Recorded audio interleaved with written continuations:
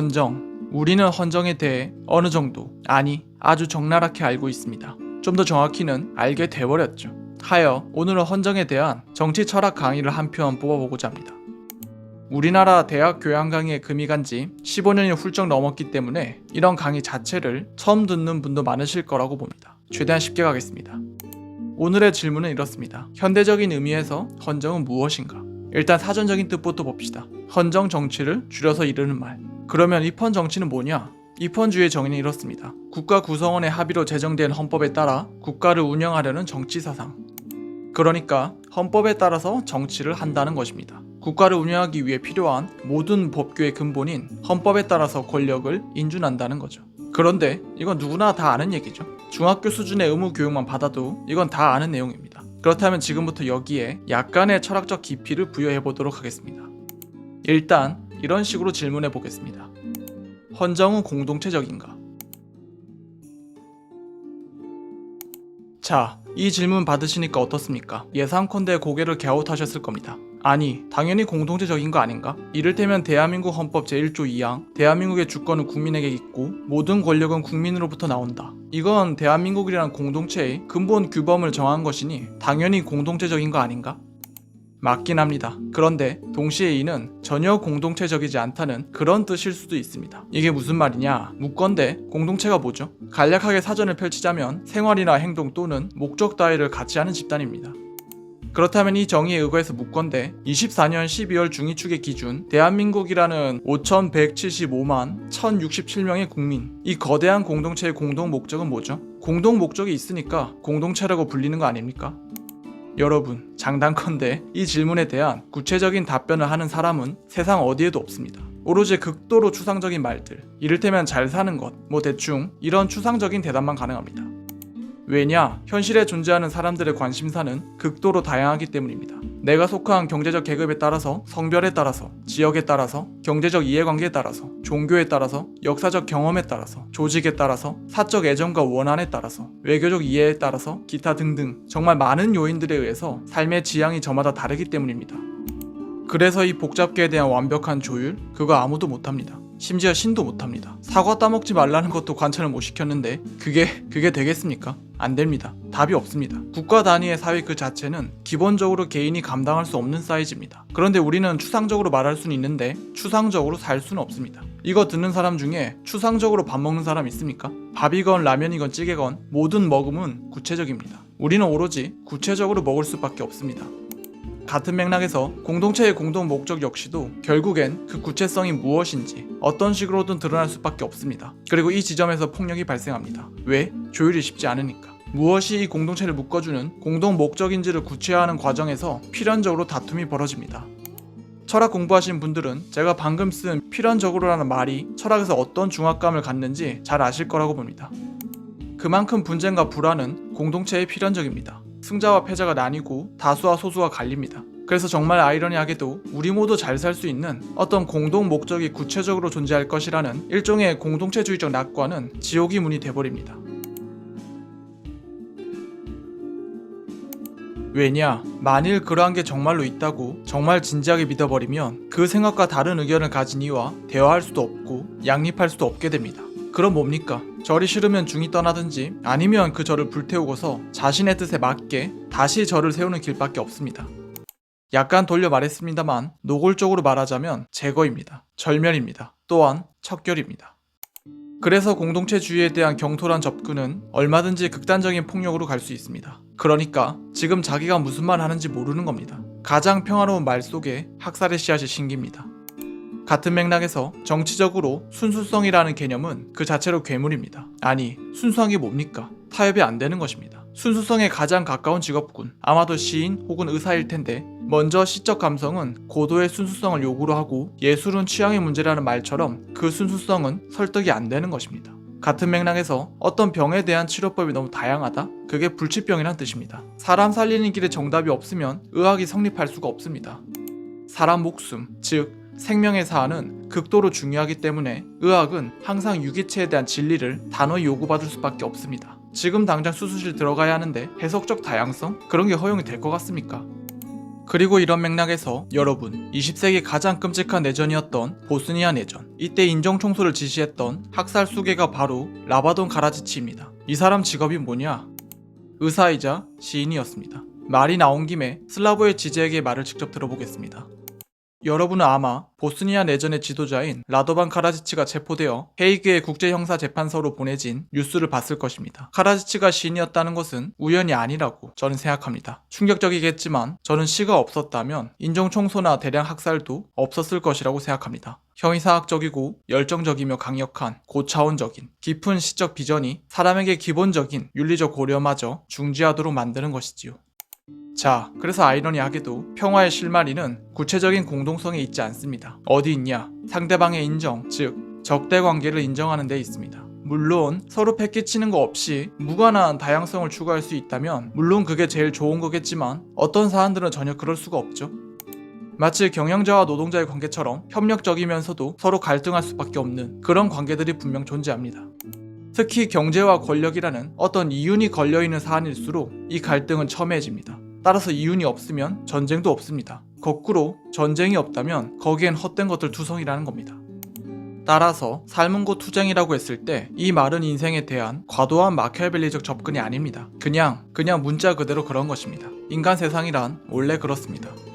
다시 적대관계로 돌아와서 여러분, 암세포랑 타협이 됩니까? 안 됩니다. 박멸하든지 아니면 내가 죽든지 이 둘밖에 안 됩니다. 그러나 적대국하고는 대화가 됩니다. 전쟁이 벌어질 수도 있지만 반대로 긴장관계를 유지하면서 평화협상을 해볼 수도 있습니다. 그래서 적이라는 한자를 보면 단순한 원수가 아니라 세 번째 뜻을 보면 대등한 자라는 뜻을 가집니다. 그러니까 적은 모르는 괴물이 아닙니다. 최소한 말이 통하는 존재입니다. 그리고 대등하기 때문에 전쟁이 벌어지면 손해가 더 클 수도 있습니다. 공멸할 수도 있죠. 따라서 타협이 불가능한, 사람이라면 누구든 동의할 수밖에 없는 어떤 만장일치의 공동 목적이 있다? 이에 대한 합의가 가능하다? 이게 바로 지옥으로 가는 길입니다. 현대의 중요한 정치 철학자인 상탈 무페가 바로 이걸 지적했습니다. 인용해보겠습니다. 우리는 합의와 만장일치가 가능하다는 가상이 반정치에 호소하는 것만큼이나 민주주의의 치명적임을 인정해야 하며 따라서 이런 생각을 단념해야 한다. 정치 전선의 부재는 정치적 성숙의 기호이기는커녕 민주주의를 위험에 빠뜨릴 수 있는 공허함의 징후이다. 그러한 공허함은 새로운 반민주적인 정치적 정체성들을 결합하려는 극우파의 점령 지반을 제공하기 때문이다. 정체성을 형성할 수 있는 민주주의적 정치투쟁들이 결핍되었을 때 이 자리는 정체성 형성의 다른 형식들, 즉 인종적이거나 민족주의적이거나 종교적인 본성과 같은 형식들이 차지하며 대립진영 역시 이런 용어로 규정된다. 이런 조건에서라면 대립진영은 경쟁해야 될 반대자가 아니라 오로지 파괴해야 될 적으로만 인지될 것이다. 유튜브에서 이 채널에서 상탈 무패를 소개할 날이 오다니 참... 네, 아무튼 그렇습니다. 그래서 중립이라는 말, 그 안에 은근히 전제된 이 모든 상황을 객관적으로 정리할 수 있는 어떤 공동체주의적 진리가 있다? 이런 생각은 기본적으로 오만할 뿐더러 극도로 위험하기까지 합니다. 좀 더 솔직히 말하자면 그런 식의 중립을 말하는 사람은 지금 자기가 무슨 말을 하는지 모르는 겁니다. 그 중립은 단순한 방어 기제를 넘어서 파시즘의 문턱입니다. 이 강의를 끝까지 들어주시기 바랍니다. 무엇이 파시즘인지 분명히 드러날 것입니다.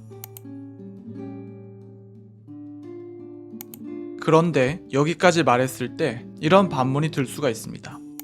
좋아, 공동체 구성 관계가 서로 적대하고 반목하는 그런 복잡한 짜임이 될 수 있다고 인정해보자. 그런데 그 조율이라는 게 얼마든지 안 될 수도 있는 거 아닌가? 적을 인정하더라도 그 적이랑 평화협상이 결렬된다면 그러면 그때는 전쟁 아닌가? 맞습니다. 대화가 잘 안 될 수도 있습니다. 그래서 전쟁 상태로 가버릴 수도 있습니다. 17세기 이 부분에 집중했던 철학자가 바로 토마스 홉스입니다. 홉스가 가정하기에 국가 이전의 자연 상태는 일종의 늑대 상태입니다. 무슨 매드맥스처럼 무정부 상태에서는 힘만이 지배하는 약탈 상태라는 것입니다. 이 문구가 유명하죠. 만인에 대한 만인의 투쟁 상태. 그러면 인류가 이런 늑대 상태를 벗어나 서로를 죽이지 않는 공동체, 즉 어떤 공동 목적은 어떻게 생겨나냐. 홉스에 따르자면 그걸 박아넣는 좀 더 어려운 말로는 정초하는 주체가 바로 주권자입니다. 다른 게 아니라 무력 집단의 우두머리입니다. 고구려의 주몽, 사막의 임무탄조 같은 것입니다. 무력이 제일 센 사람, 군사 집단의 통솔자. 그래서 감히 보통 인간이 대적할 수 없다는 점에서 가히 괴물 같은 존재, 즉 리바이어던입니다. 이게 바로 홉스가 말한 주권자입니다. 한마디로 왕인 거죠. 이 왕이 바로 공동 목적을 갖는 국가기구를 설립합니다. 왕이 곧 헌정의 정초자입니다. 그리고 20세기에 그것도 히틀러가 활동했던 1920-30년대 독일에서 이 홉스의 주권 이론의 본질을 독특하게 수용했던 법학자가 있었습니다. 바로 칼 슈미트입니다. 나치의 법학자로서 악명이 높은데 기록 말살형을 뚫고 나왔을 정도로 현대 정치 철학에서 중요한 사람입니다. 예전 채널에서 슈미트 다뤄달라고 했던 구독자가 있었는데 참 그분이 소원 성취할 날이 다 오네요. 축하드립니다. 그럼 슈미트가 홉스를 어떻게 수용했냐? 일단 슈미트는 정치적인 것을 적과 동지의 구분이라고 정의했습니다. 그러니까 낭만적인 생각으로 이 사회를 보지 말라는 거죠. 이권이 있고 전략과 술수가 난무하는 공간, 그러한 적대가 아로 새겨져 있는 공간, 그런 곳이 바로 사회라는 것입니다. 그렇다면 이러한 적대는 어떻게 조율되는가? 앞서 봤던 홉스는 이게 이모탄 조가 안 나타나면 늑대들끼리는 조율이 안 된다고 봤습니다. 다시 말해 인민은 국가기구를 세울 정도의 고도의 정치적 역량이 없는 존재로 상정됩니다. 슈미트도 비슷합니다. 정치적 낭만주의에서 슈미트는 사교와 대화로는 국가적 질서 확립이 불가능하다고 봤습니다. 주관적인 영역을 넘어서지 못하는 격정은 공동체를 건립할 수 없으며 사교 활동에 대한 탐닉은 지속적인 결합을 위한 토대가 되어주지 못한다. 아이러니와 음모는 사회적 결정점이 아니며 외따로에 살지 않고 활기찬 대화의 흐름 속으로 뛰어든다고 해서 사회가 질서 잡히는 것도 아니다. 그러니까 슈미트에게 헌정 같은 근본 질서의 확립은 대화로 되지 않습니다. 인간의 주관성을 극복해야 하는데 대화로는 이게 극복이 안 된다고 본 것입니다. 왜냐? 맨 처음 말했듯 관심사와 이해가 너무 다양하기 때문에 이게 말로는 모두 조율될 수 없다는 거죠. 그래서 시민들이 선출한 대표들이 어떤 상임위원회나 토론회를 통해서, 그러니까 정치적 대화를 통해서 어떤 합의에 도달할 수 있다는 자유주의 혹은 의회주의도 비판했습니다. 악명 높은 저작인 정치신학의 한 대목을 읽어보겠습니다. 자유주의는 개별적인 정치 문제를 모두 토론하며 교섭의 재료로 삼듯이 형이상학적 진리도 토론 속에 해소시켜 버리려고 한다. 자유주의의 본질은 교섭이며 결정적인 대결과 피비린내 나는 결정은 의회의 토론으로 변하고 결정은 영원한 토론에 의해서 영원히 정지될 수 있다는 희망을 가지고 천천히 기다리는 불완전한 것이다. 어떻습니까? 의회의 토론이라는 것은 결정적인 대결과 피비린내 나는 결정이라는, 즉 정치적 결단을 영원한 토론 속에서 영원히 정지시킨다는 거죠. 그러니까 대화로는 말싸움만 하다가 아무 결정 안 난다는 겁니다. 고로 의회와 토론은 묶어서 부르주아적 자유주의는 적과 동지의 구분이라는 정치적인 것의 결정을 내리지 못합니다. 고로 슈미트적 기준에서 봤을 때 자유주의는 정치가 아닙니다. 이건 정치적 협잡입니다. 따라서 사회를 가만히 놔두면 그 사회 내에 있는 적대들이 일종의 무정부주의적 소용돌이를 만들게 되는데, 이거는 대화와 토론으로는 어찌할 수 없는 혼란입니다. 그러니까 이 상태는 평상시였으면 그냥 토론으로 합의할 수 있는 그런 정상적인 현행법이 모두 무의미해지는 그러한 극단적인 혼돈입니다. 한마디로 예외 상태입니다. 이 예외 상태에서 말은 모두 한낱 말, 즉 수다입니다. 그럼 근본 질서를 누가 정하냐? 홉스의 리바이던 같은 주권자가 정합니다. 슈미트는 이렇게 규정했습니다. 주권자란 비상사태를 결정하는 사람이다. 굉장히 유명한 말입니다. 이게 오늘은 설명할 수 없지만 법철학적으로는 의회주의를 긍정했던 한스 켈젠을 아주 제껴버리는 그런 선언입니다. 그래서 오늘날 법실증주의 입장에서 슈미트는 불구대천의 원수입니다. 아무튼 슈미트는 헌정이라는 것은 주권자가 정추한다고 봤습니다. 그건 대화로 못하는 것입니다. 그래서 슈미트는 바이마르 공화국 시절 때 지금의 의회에선 독일의 혼란을 해결하기는커녕 정쟁으로 더욱 악화시키기만 하니까 비상대권을 지닌 힌덴부르크 대통령이 계엄령을 때려서 근본 질서를 확립해야 한다는 그러한 헌법적 결단을 촉구했습니다. 힌덴부르크가 늙어 죽은 뒤엔 히틀러에게 이걸 촉구했죠. 즉 슈미트의 이론은 히틀러의 독재를 정당화했습니다. 그리고 히틀러는 사회의 암세포라고 봤던 유대인을 절멸시키고자 했죠.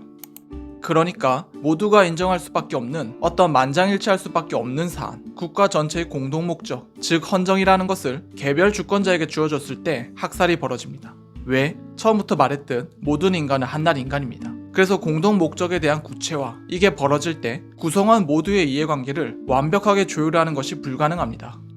그런데 홉스적이고도 슈미트적인 이 주권자의 임무는 공동 목적의 수립입니다. 그래서 이걸 구체적으로 정추하는 과정에서 반드시 반대자와 만나게 되고 그 대상은 대화가 되지 않는 그러한 존재로 상정되기 때문에 척결하는 것 외엔 방법이 없습니다. 슈미트적으로 보자면 애당초 그 전제와 대화를 하는 것이 혼란을 가중시킬 뿐입니다. 아니, 대화하지 말라고 그 주권을 쥐어준 것인데 대화를 하면 그 자체로 모순이겠죠? 따라서 정리하자면 슈미트 이론에 모순이 있는 것입니다. 공동체주의적 대전제가 되레 학살을 낳기 때문에 사회적 적대를 인정하는 것이 옳지만 동시에 그 적대를 해결하는 방식으로 독단적인 주권자를 설정하면 다시 학살로 귀결됩니다. 그리고 바로 이 지점에서 슈미트식 주권자는 곧 형이상학이기도 합니다. 실제로 역사의 대지에서 주권자가 출현했을 때 어떤 형상이었냐? 거의 대부분 이 세 가지 문제를 안고 있었습니다. 첫째, 이미 지적했듯 주권자는 신이 아닙니다. 인간이죠. 사회 전체를 조율할 그러한 전지적 지혜도 전능한 능력도 가지고 있지 않습니다. 즉, 반대자의 숙청을 통한 질서의 설립, 이게 불가피합니다. 둘째, 일단 피가 뿌려지면 그 자체가 원죄가 되기 때문에 대권을 내려놓을 수가 없게 됩니다. 대권을 내려놓으면 그 죗값을 치르게 될지도 모르니까 사실상 영구집권 말고는 답이 없는 것입니다. 그래서 피로 흥한 자, 피로 망한다 라는 옛말이 있는 것입니다. 독재자는 정치적 자연사가 불가능합니다. 스스로 내려올 수가 없습니다. 셋째, 따라서 영구집권을 하게 된 주권자, 이 주권자의 오판을 해결하기 위해선 참 역설적이게도 이 주권자를 요청했던 최초의 이유, 그러니까 질서 수립을 위한 쿠데타건 혁명이건 간에 그러한 직접적인 폭력이 다시 요청됩니다. 영구집권 상태라니까요. 그래서 각하, 정치를 좀 대국적으로 하십시오. 바로 이 대사를 칠 수밖에 없는 그러한 상황인 것입니다. 다시 말해 자기가 해결하려고 했던 문제를 자기가 다시 낳게 되는 그러한 모순인 것입니다. 물론 슈미트가 떠올렸던 건 단순한 폭군이 아니고 킨킨나투스의 신화 같은 것일 겁니다. 이 사람이 누구냐? 고대 로마 시절에 기근과 전쟁 문제가 임박하자 원로원에서 농부 키킨나투스를 독재관, 그러니까 오늘날 말로 하면 계엄사령관으로 임명했습니다. 그래서 독재관 키킨나투스가 당면한 문제를 21일 만에 해결하고 상황이 끝나자마자 독재관 지위를 반납하고 다시 농부로 돌아가서 자영농으로서 밭을 갈았다는 그러한 역사적 사건이 있습니다. 추측컨대 슈미트는 이런 걸 원했던 것입니다. 그런데 자기가 속했던 20세기 독일에서 봤던 주권자, 자기가 평생을 바쳐서 만든 그 주권 이론으로서 합리화했던 주권자는 키킨나투스가 아니라 아돌프 히틀러였습니다. 자, 그러면 뭐죠? 네, 바로 그렇습니다. 현실에서 주권자 이론은 사실상 가차입니다. 제비뽑기라고요. 세종대왕을 뽑으면 꿀이고 연산군을 뽑으면 망하는 겁니다. 운명에 맡겨야 한다니 이 얼마나 리스크가 큽니까? 정치적 랜덤박스라니. 따라서 슈미트의 주권이론은 적과 동지라는 지극히 현실적인 인식에 대한 지극히 비현실적인 처방입니다. 말 그대로 정치 신학입니다. 이쪽으로 말이 나온 김에 좀 더 보태볼까요? 앞서 주권자의 원죄 얘기를 언급했지만 여러분, 일단 피가 뿌려지면 그때부터는 답이 없습니다. 철학적인 의미에서는 물론이고 상식적인 의미에서의 합리성도 일체 작동하지 않습니다. 그 폭력은 상대방에 대한 신뢰를 완전히 붕괴시킵니다. 같은 사람으로 보이지 않는다고요. 맹수하고 무슨 대화를 하겠습니까? 그래서 복수가 복수를 낳는 피해 연쇄가 일어납니다. 언제까지? 한쪽이 완전히 말살되거나 혹은 이러다가 공멸하겠다. 전쟁이고 나발이고 제발 휴전 좀 해라. 아직 살아남은 가족의 품으로 지금이라도 돌아가고 싶다. 산 사람은 살아야지. 뭐 대충 이런 목소리들이 과반이 될 때까지, 그래서 중간에 비무장지대를 만들고 서로 그냥 완전히 갈라져서 살자는 식의 그러한 중재안이 강력히 요구될 때까지, 그때까지 계속 죽이고 또 죽입니다. 말 전혀 안 통합니다. 지금 내 딸이, 내 아들이 죽었는데 무슨 평화, 무슨 공존, 그런 말 자체가 안 들립니다. 참고로 우리에게 뼈아픈 한국전쟁, 이게 휴전 여론이 강해질 때까지 몇 명이나 죽었는지 아십니까? 군인 민간인 다 합쳐서 최소 200만이 넘습니다. 그 정도 피를 쏟아야 피해 연쇄에서 평화협정으로 저울추가 겨우 움직입니다. 묻건대 이게 이성입니까? 여기에 합리성이 어디 있습니까?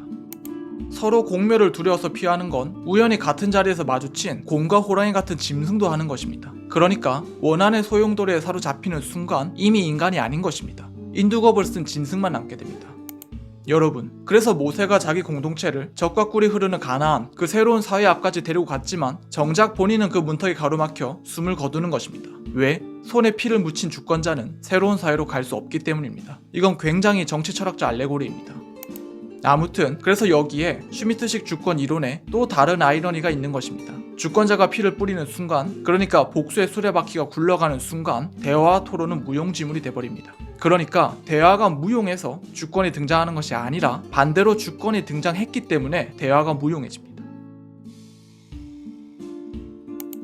그럼 이제 어떻게 하냐? 일단 지금 우리에게 두 가지 근본 과제가 주어졌습니다. 첫째, 공동 목적에 대한 조화롭고도 구체적인 정초는 불가능하다. 둘째, 극단적인 내정 상태는 막아야 한다. 그런데 이 둘은 서로 충돌됩니다. 첫째 때문에 둘째가 벌어지기 때문입니다. 그럼 어떻게 하냐? 이때 다시 생각해볼 점이 바로 슈미트식 주권자입니다. 왜냐하면 저 모순을 돌파하기 위한 해결책, 그러니까 최소한의 가능성이 있는 것이 바로 슈미트식 주권자이기 때문입니다. 아니 이건 또 무슨 소리인가? 앞에서 말했지 않습니까? 가차라고, 제비뽑기라고. 아니 그래 네 말 맞다나 가차라며 그 해결책이면 공동체 전체의 운명을 걸고 판돈 한번 크게 걸자는 거냐? 아닙니다. 그런데 동시에 맞기도 합니다. 이게 무슨 궤변이냐? 이런 식입니다. 그 가차에 유통기한을 두자는 것입니다. 즉 지도자의 임기를 제한하는 것입니다. 가차를 한 번만 하는 것이 아니라 일정 기간마다 반복하자는 겁니다.